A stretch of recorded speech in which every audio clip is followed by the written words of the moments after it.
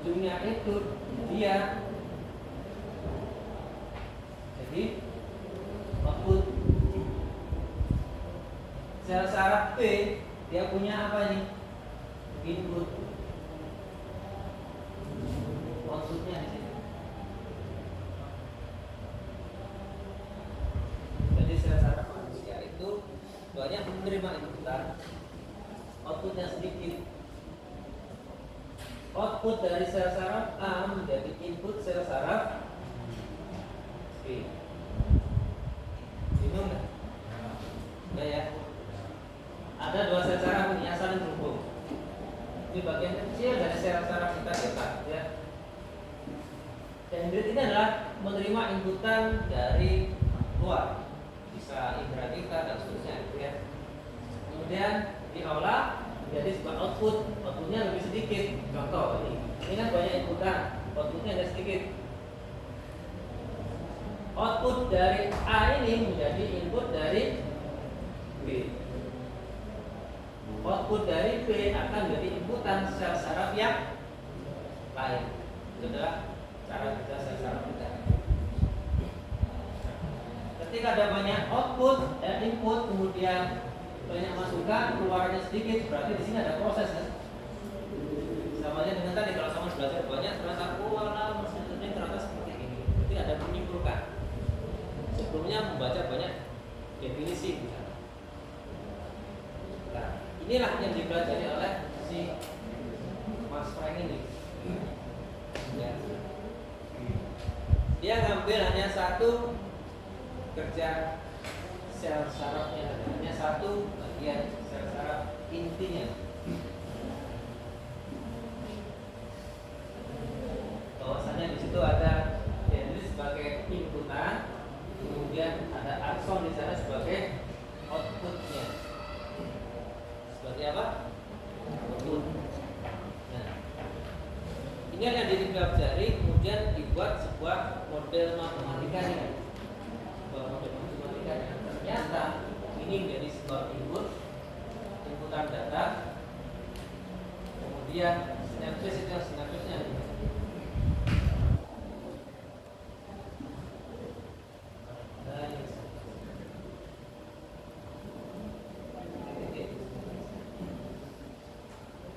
sinapsisnya.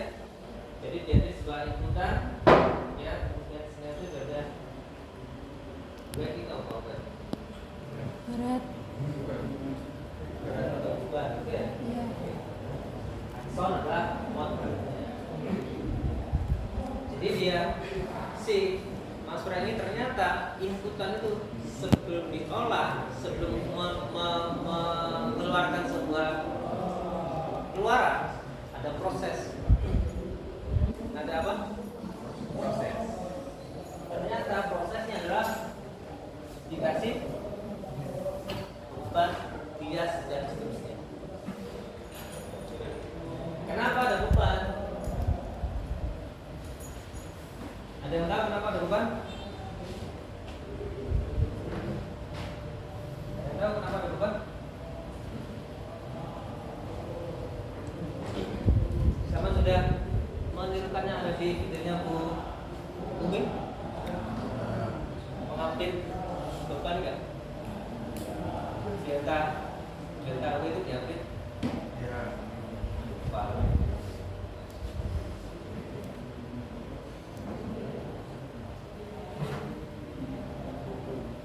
Ini gambar apa tuh? Gambar apa? Ayam.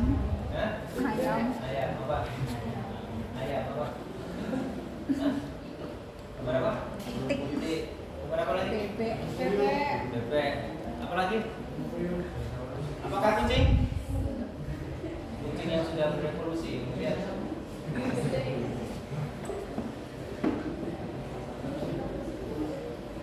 Apa nih? ada orang A, ada orang B.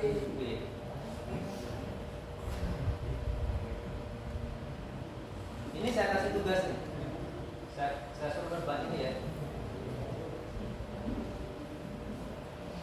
Ini saya kasih label A, ya. Masa ayam lupa komentar label aja. Ya.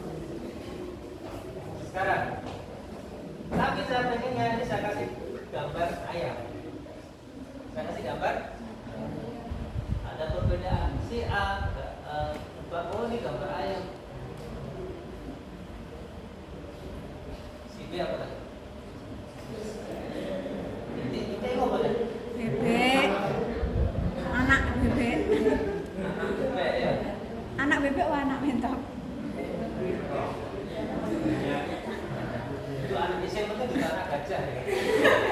Ya. Titik gitu ya. Oke. Ada perbedaan di sini. Piyik. Ada perbedaan. Piyik. Perhatikan ya. Saya kasih contohnya dengan ini gambar apa teman-teman? Ada gambar ayam, titik, Bebek. bebek, sendok, gigi, ya. Kontennya. Sing jelas bukan bebek goreng ya kan? Namanya. Nama tidak bukan gambar. Padahal saya kasih gambar ayam. Saya mau coba itu ayam. Tapi kira-kira ada perbedaan apa tadi? Yang menyebabkan perbedaan menjawab apa?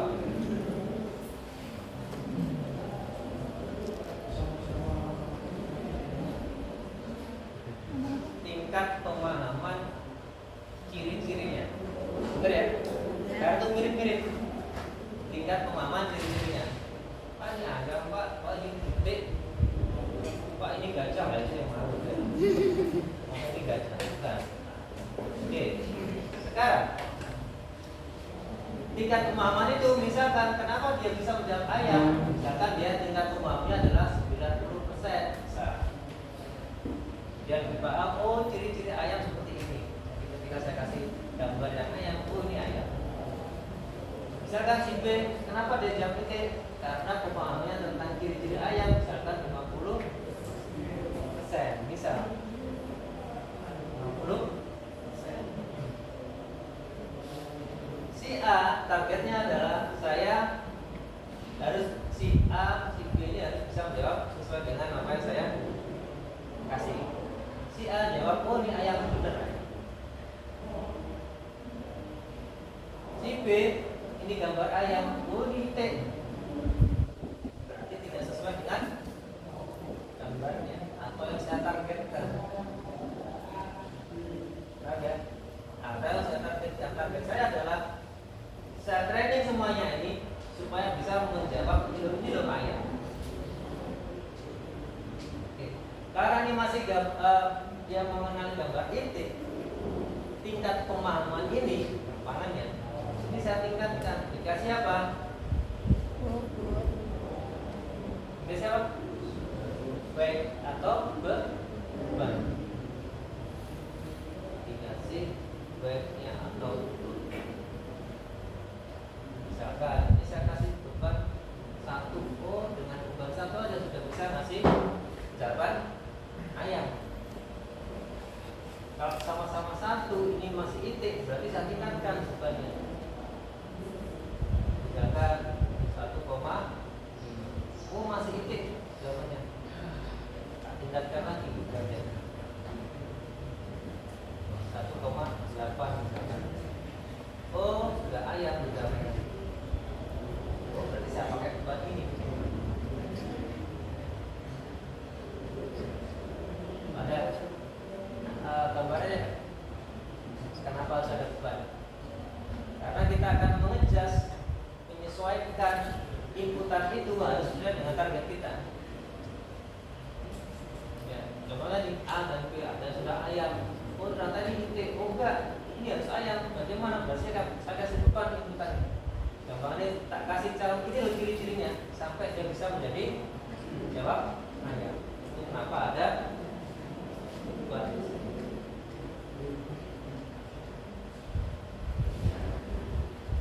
Data-datanya tadi dikasih apa? Bebannya gimana? Awalnya terserah. Nanti dia akan ngambil tersendiri. Ya. Kemudian data-data ini akan dijumlahkan. Kemudian diaktifasi. Diaktifasi, dia akan yang menyimpulkan, proses menyimpulkan samanya dengan tadi. Sama ini inputan. Tadi gambarnya sama belajar definisi tentang machine learning. Menurut buku ini mesin learning adalah ini, menurut buku ini mesin learning adalah kemudian sama proses ada aktivasinya. Oh ternyata mesin learning adalah benar. Itu analoginya. Ya, itu analoginya. Nanti seperti apa nanti saya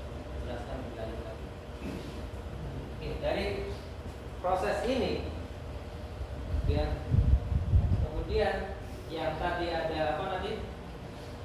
Ada aero tadi dan kemudian diperbaiki bebannya, berarti di sini ketika dia tidak sesuai dengan targetnya, ayam baru masih titik, bebannya saya perbaiki. Ada update bebannya, ada errornya. Ketika belum sesuai dengan targetnya, bebannya akan diupdate. Satu kali input melakukan training sampai mencocokkan outputnya sampai memperbaiki bebannya, itu berarti satu iterasi atau satu effort. Yang di Cummins kemarin ada berapa iterasi? Ada yang dapat? Ada yang 8 ya? Ada yang 4, ada yang 3. Nah, iterasi di situ, yang di sini dinamakan effort. Jadi masih ada errornya nih, diperbaiki lagi. Rata-ratanya kemarin gitu kan? Ada tambah dan seterusnya, ada ketemu sampai 5, ada 6 sampai 8 iterasi, berarti sama dengan sini berapa ekornya dia akan ready. Untuk memperbaiki apa? Bebannya ini sampai dia outputnya sesuai dengan target kita. Sampai si B ini benar ayam. Ini proses trainingnya seperti ini. Nah, kemudian konsep ini yang dikembangkan oleh si siapa tadi? Craig tadi itu membuat sebuah mesin untuk dicoba. Karena tadi terinspirasi dengan cara kerja otak, jadi dia akan membuat mesin yang bisa belajar sendiri, di training, kemudian setelah di training di tes. Ya, itu di tes dengan konsep ini.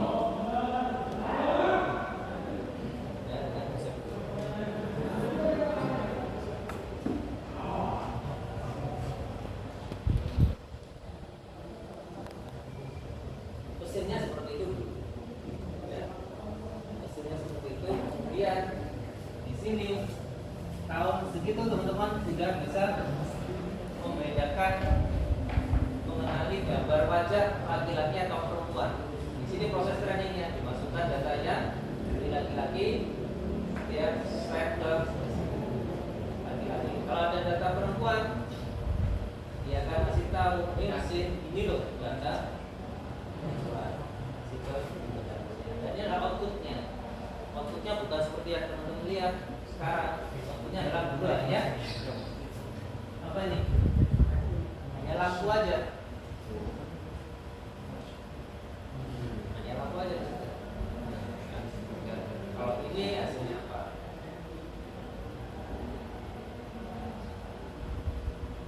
Itulah yang dibuat oleh si Frank. Dengan konsep apa tadi? Perseptron.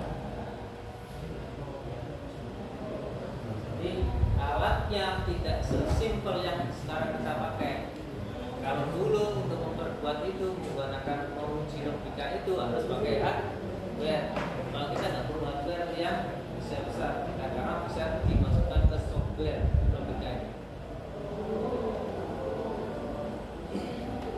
Dari situ kemudian hasil percobaan tadi risetnya dilakukan publikasi di jurnal tertentu di tahun 58 itu, dan setelah mulai dikenal angka itu perseptron.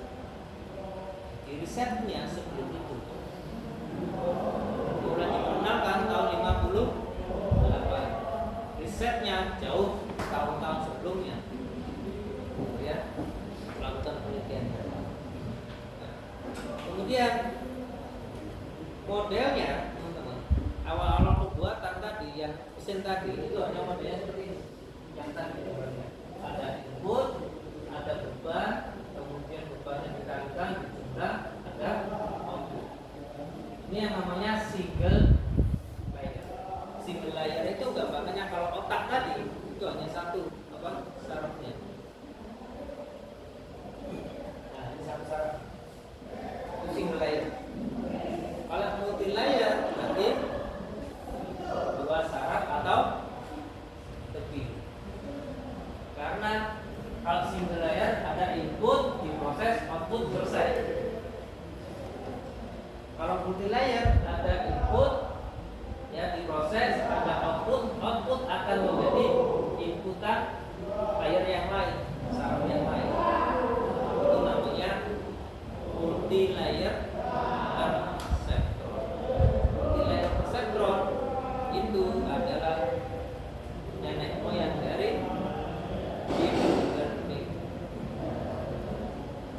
Jadi dari perseptron karena hanya satu layer ini ada masih banyak kekurangan, kemudian dikembangkanlah dua layer lebih, namanya multi layer perseptron. Dan di sini dinamakan apa? Deep learning atau deep neural network. Kenapa dinamakan deep? Karena banyak layer yang dihubungkan. Prosesnya akan lebih dalam lagi hubungannya. Proses dari input ini masuk ke layer satu, layer tertentu. Itu adalah tipe dari perseptron model.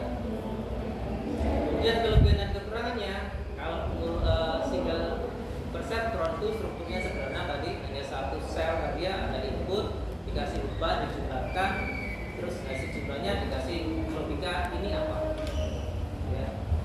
Kemudiannya komputasinya akan lebih cepat, dia lebih efisien untuk data. Linear. Data linear itu gimana? Data linear yang gimana?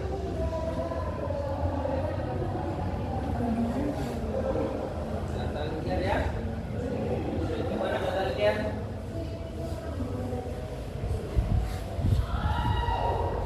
Masih ingat nggak gambarin data linear?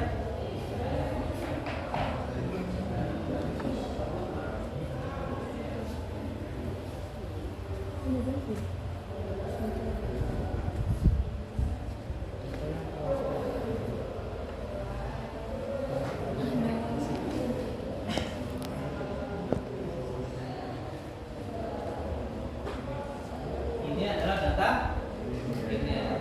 Yang kalau kita kasih pembatas itu sudah jelas pembatasnya di tengah-tengah. Nah ya kasih pembatas sudah jelas. Oh ini batas dari kelas biru, ini kelas merah. Kalau non linear berarti ada data biru di sini. Ini non linear. Berarti pembatasan tidak hanya garis lurus. Berarti ini non linear. Nah, ini non linear. Perseptron itu efisien di data yang linear. Apakah bisa non linear? Bisa. Tapi nanti komputasinya akan lebih lama. Kenapa lebih lama? Karena dia akan terus memperbaiki apa tadi? Weight-nya tadi. Karena di training data ini hidup, ini data biru. Tapi kok di kelasnya merah? Jadi dia akan mengambil apa tadi? Bebannya, weight-nya. Sampai nanti semaksimal mungkin dia mengenali dia data biru. Nah, kemudian kekurangannya adalah fungsinya aktivasinya hanya step function. Step function ini outputnya adalah 0, 1 atau ini namanya binary classification atau binary class. Nah ini ada dua kelas. Berarti perseptron itu hanya bisa digunakan untuk data yang menggunakan dua kelas atau mempunyai dua kelas. Ya, itu perseptron. Step function yang seperti apa?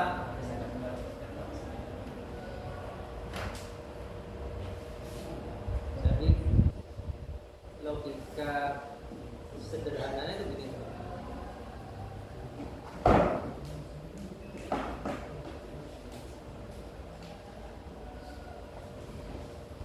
Ya. Ada input, ada beban, ya kan? Bebannya kemudian dijumlahkan, kemudian ada aktivasinya. Input ini ya.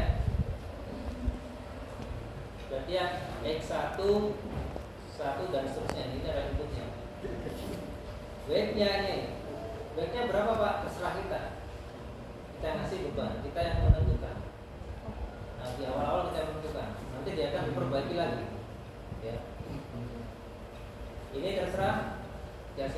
kemudian threshold. Nah, threshold ini yang menentukan si aktivasi yang bisa menentukan simpulannya apa. Nah, di sini ada input data, kemudian ada bebannya, ya, ada beban. Ya, ini yang namanya aktivasi functionnya yang ada di sini. Perseptron itu hanya menggunakan step function. Step function ada bisa membaca ini yang saya upload itu.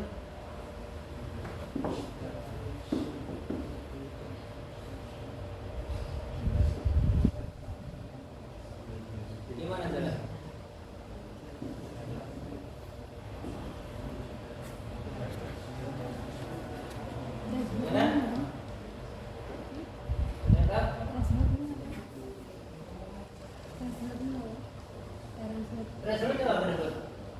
Batas ya.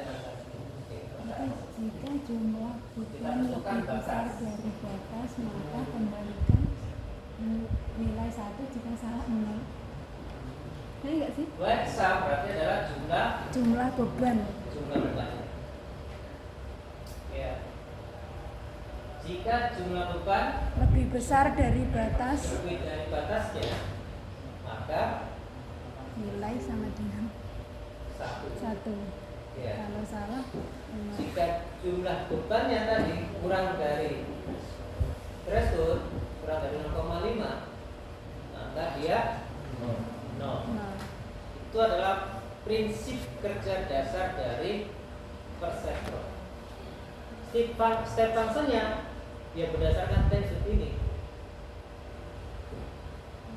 Ini namanya step functionnya.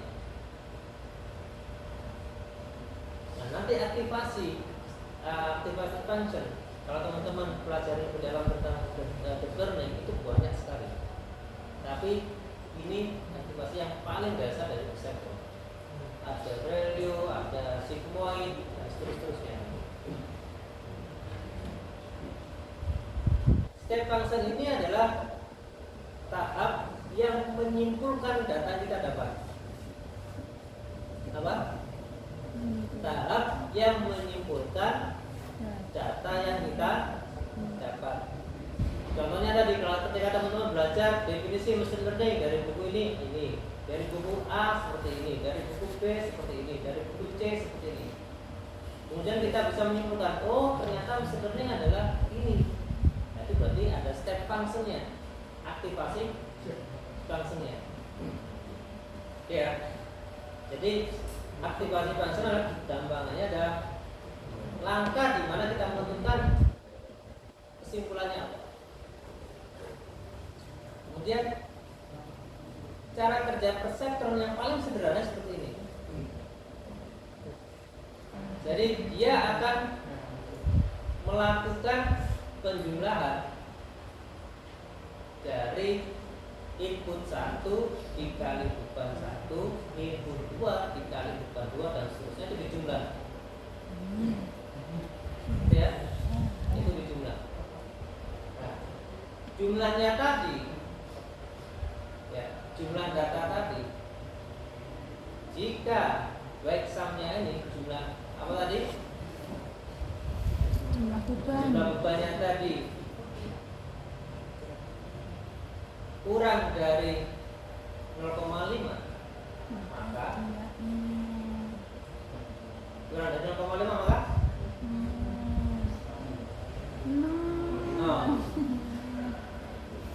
jika bebannya lebih dari thresholdnya berapa tadi? 0,5 kan? Maka dia 1.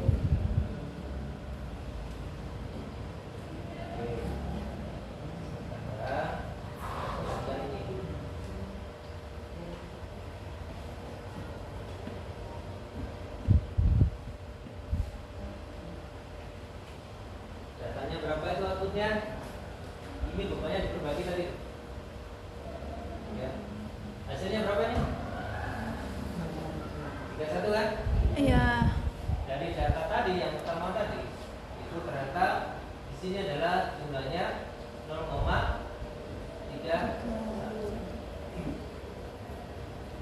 Aktivasinya gimana tadi?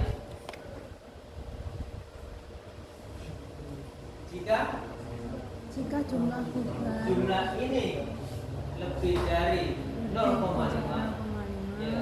ya. Normalnya taruh mana ya? Sini ya. Jika sum weight-nya adalah lebih dari 0,5 maka Satu. jika atau L sudah atau sum weight-nya adalah kurang dari 0,5 atau threshold-nya tadi itu maka 0. Ini adalah aktivasi functionnya yang menyimpulkan dari data tadi X1 X berapa dan seterusnya ternyata jumlahnya ini nih 0,31. Ini masuk step function. Step functionnya 0,31 berarti dia 0. Yang namanya aktivasi function. Simpelnya adalah aktivasi function adalah fungsi yang untuk menyimpulkan dari inputan kita. Inputan kita ini apa? Ya. Kemudian ketika saya kasih data input lagi yang lain, ya datanya ini weight-nya juga akan berbeda, threshold-nya sama, ternyata outputnya berapa itu? Satu. Karena weight-nya berapa ini? 0,74.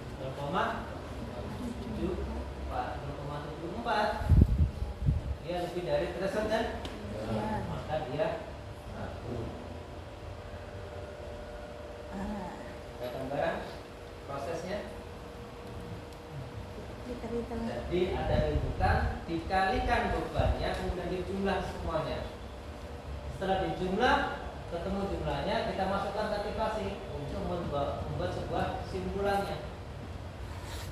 Kalau datanya thresholdnya lebih dari threshold adalah 0,5, ya lebih dari itu berarti 1. Kalau kurang dari itu 0. Dan perseptron aktivasinya adalah ini step function. Hanya bisa menentukan 0 atau 1. Jadi data seperti ini. Ya. Oke. Ada gambaran? Sudah mulai pusing? Proses itu. Jadi prosesnya adalah ada input, data input. Nah, data input ini berarti teman-teman data inputnya apa? Independent variable. Ya. Outputnya berarti dependent. Outputnya berarti weight-nya nanti kita tentukan sendiri. Beban awal. Yang beban awal nanti kita tentukan sendiri. Kemudian setelah dikalikan input 1 dengan input 1 ini dengan weight 1 dikalikan kemudian dijumlah hasilnya berapa, kemudian masuk ke aktivasi function. Yang aktivasi function tadi adalah fungsinya untuk apa? Membuat kesimpulan. Membuat kesimpulan. Ada yang ditanyakan sampai sini? Pak, boleh tahu yang atasnya, Pak?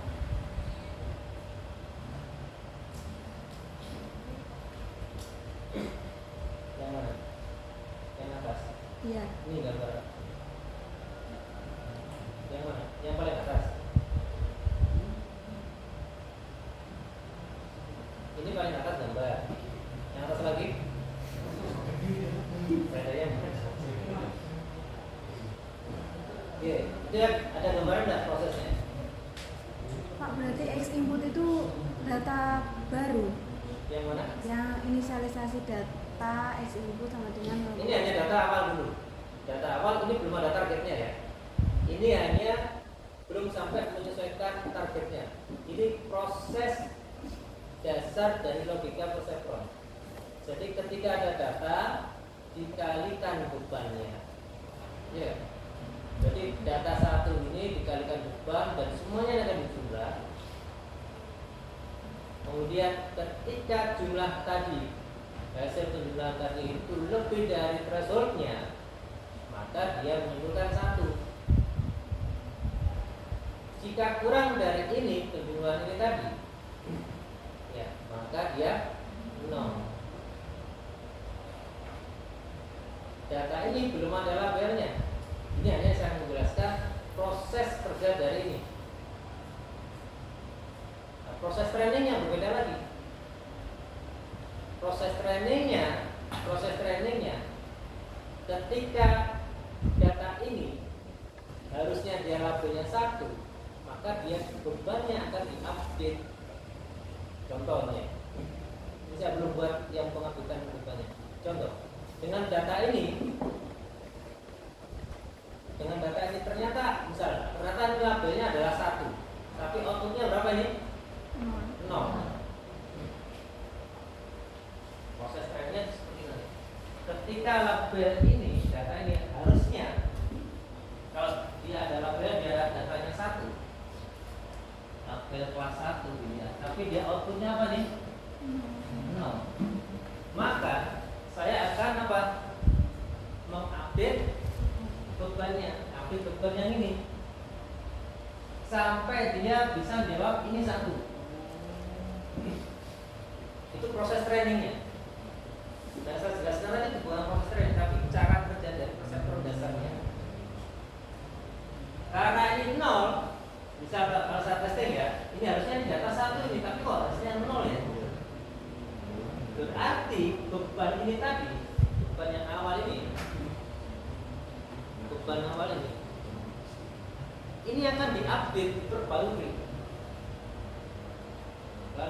Akan diperbarui sampai dia bisa menjawab ini 1. Itu proses training dari perseptron. Ada gambaran? Mau gambaran yang lain? Sebelum gue yang lebih rumit, dipaham enggak?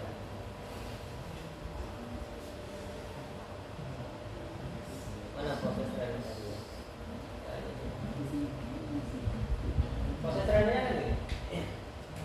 Jadi kalau ada outputnya belum sesuai dengan target yang kita inginkan, nilai bebannya ini akan dirubah, diupdate sampai dia ketemu yang kita inginkan. Contoh tadi, si B kok jawab itik, nah, kasih beban lagi sampai dia jawab apa? Ayam. Sama halnya dengan ini. Misal ini kan belum ada targetnya, belum ada labelnya maksudnya.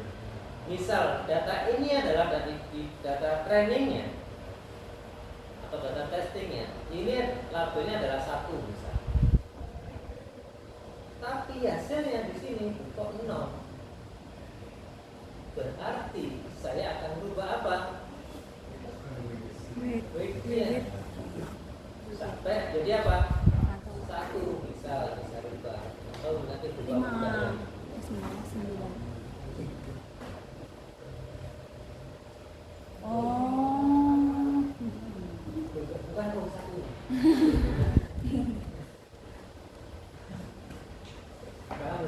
Ya. Sekarang saya balik. Dulu ini data 0 tapi kok hasilnya 1. Berarti ini saya update apa? Bebannya. Misalkan 0,5, misalkan. Oh, ini berarti 1. Saya nggak tahu nanti berapa ini gitu kan. Sampai dia ketemu sendiri. Sama halnya dengan kemarin sama melakukan clustering, sampai iterasi berapa dia errornya 0. Sama seperti ini, dia akan melakukan itu iterasi terus. Epoch 0. Itu ya. Cara kerjanya. Sekarang KPI sing lumayan mengerikan.